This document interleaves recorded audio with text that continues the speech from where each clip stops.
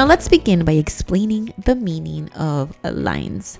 Now, new drivers must clearly understand the meaning of the painted lines on the pavement and their respective colors.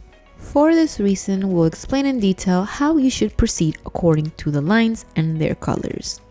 For example, a double yellow line indicates that vehicles are moving in opposite directions. Vehicles traveling in either direction should not pass or cross these lines unless you're making a left turn when it is safe to do so. When you see double continuous lines, you should never pass another vehicle. However, if you have a broken yellow line, it indicates that vehicles are moving in opposite directions. Always stay to the right in this area, and you can pass another vehicle on the left as long as it is safe to do so. One important thing when passing another vehicle on the left is never exceed the speed limit in that zone. Now, you will often come across and see this type of traffic sign in areas with such roads. The sign that I am talking about is a warning diamond that alerts us to a road divided by yellow lines. A single broken white line means you can cross this line to change lanes when it is safe. If you have a single continuous white line, you can drive in the same direction on both sides of the line. But you can never cross these lines unless you need to avoid danger. These lines are used to discourage lane changes near intersections. As I show you here, when you approach an intersection, you'll always see continuous white lines that indicate that once you're in your lane, you cannot cross these lines to change lanes while crossing an intersection. The place where most accidents happen is at intersections, so try not to cross lines or change lanes when you're passing through one. I received many suggestions from you saying you're unsure which part of the road to take when making a turn at an intersection or corner. First, we need to understand the type of road we're driving on. For example, if we're driving on a multi-lane road divided by broken white lines, we can change lanes. We should move to the leftmost lane if we're going to make a left turn. Once positioned in the left lane, when the green arrow indicates it's time to turn left, we should try to make the turn without leaving our lane. If we're in the leftmost lane, when making the turn, we should take the first lane to our left.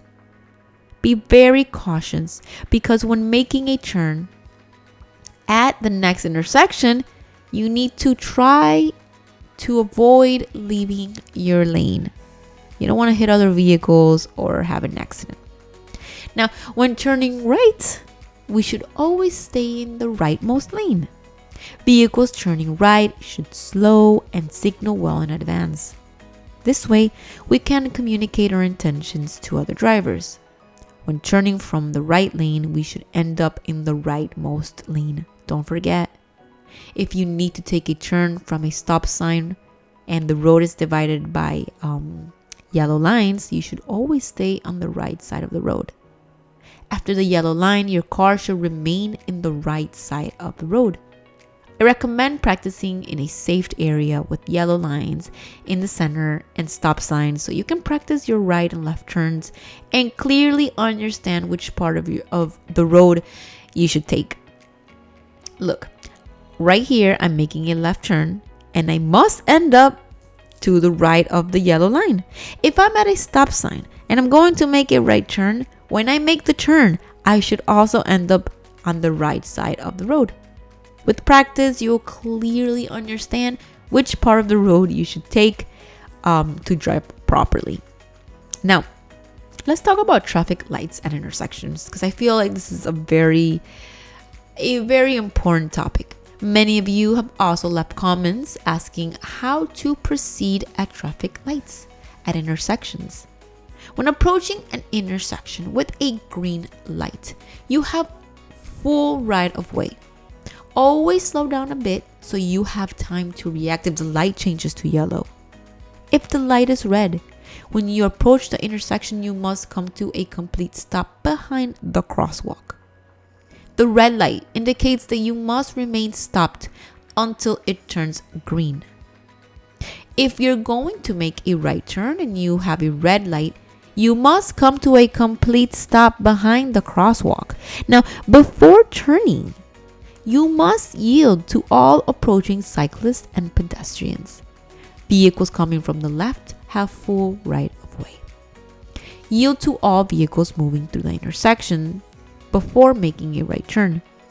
Check that there's no sign prohibiting a right turn on red, like this one that I'm showing you here. With this sign, you must wait for the green light to turn right. You cannot go with the red. When you intend to make a left turn at an intersection, always stay in the leftmost lane. From the left lane, you can attempt to make a left turn on a green light. But always keep in mind that when turning left on a green light, you must yield to all vehicles approaching from the opposite direction. They have the right of way. Understanding the procedure at a four-way stop is a bit difficult for many of you. If you approach an intersection with a four-way stop, this means that each driver has a stop sign.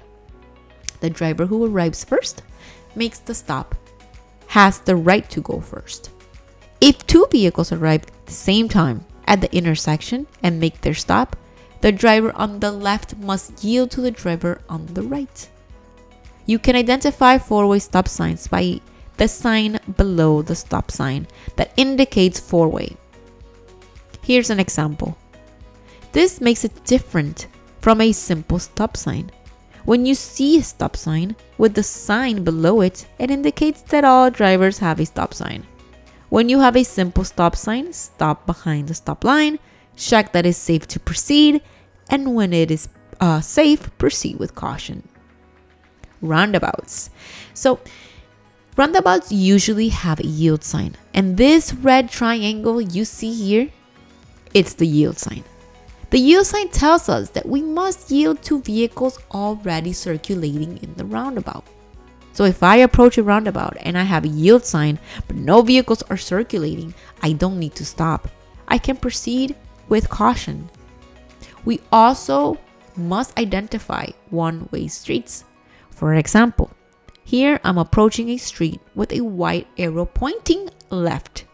This means that the street is one way, so I must drive in the direction of the arrow. There are places where entry is prohibited, and we see this sign, a red circle that says do not enter. If you enter when you see this sign, you start driving in the wrong direction. Orange signs to our right indicate that the area is under construction. The area that is coming up on the road is being worked on.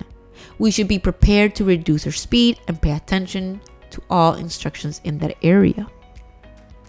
If you're driving on the right, you might see a diamond-shaped sign like this one, indicating a lane reduction ahead. In this case, a right lane reduction means you must prepare to merge into the left lane, as the right lane will soon merge with the left. To your right, you'll also find speed limit signs. They're all over. These white square signs with a number indicate the maximum speed you can go in that area. Always try not to exceed the indicated speed limit. Pay attention to your speed. And with that being said, everyone, if you're inexperienced and in the process of learning, I hope this lesson has been very helpful for you. Watch the video again if you need more time, more information. Subscribe to the channel if you haven't done so yet. And if you need to study for the written exam or learn the skills to practice for your driving test, this channel has all the helpful videos, tutorials that you can possibly need. So don't forget to subscribe, and I will see you in the next one.